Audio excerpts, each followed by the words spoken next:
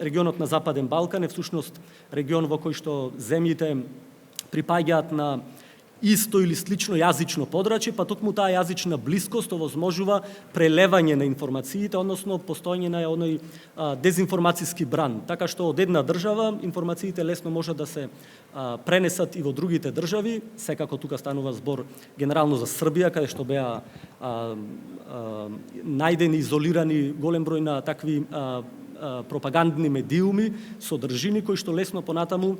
поради јазичната блискост се пренесуваат во Босна и Херцеговина, Црна Гора, Македонија, што секако не значи дека ги нема истите и во Албанија и во Косово, меѓутоа поентата е дека токму поради таа јазична блискост се овозможува ваквиот регионален дезинформацијски бран. Државите од Западен Балкан, па и Северна Македонија, уште во првиот квартал беа на некој начин изложени на една добро координирана и особено психолошки насочена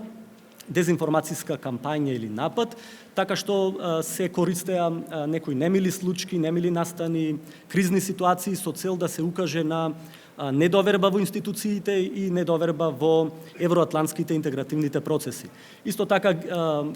мислам дека при крајот на минатата година, кога некои од странските фондови, странските програми или донатори почнаа да се намалуваат или да ги намалуваат својата асистенција или својата поддршка, на некој начин тоа се искористи како наратив дека Западот се повлекува. На тој начин се сакаше да се укаже дека всушност поддршката од Западот е условена, непостојана и така натаму. И од друга страна, она што е исто така позначајно се медиумските содржини, односно она ширење на дезинформации, лажни вести во медиумскиот простор, така што имаше еден голем случај кој што доста често се споменува кога станува збор за ширење на ваква пропаганда или дезинформации, така наречената Правда мрежа, Правда Нетворк или уште е позната како Портал Комбат, во кој што се појавија голем број на веб портали, секаде низ светот, но и генерално тука на Западен Балкан, почнувајќи од Србија и наеднаш се пренесува и во другите портали, секоја што префиксот Правда, во кој што всушност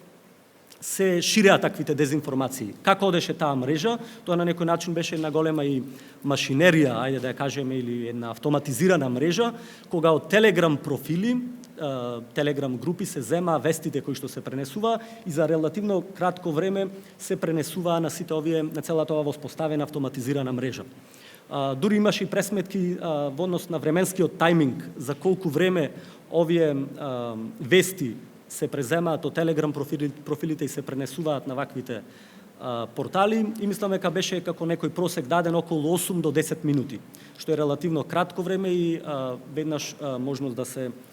пренесува низ етерот, секако.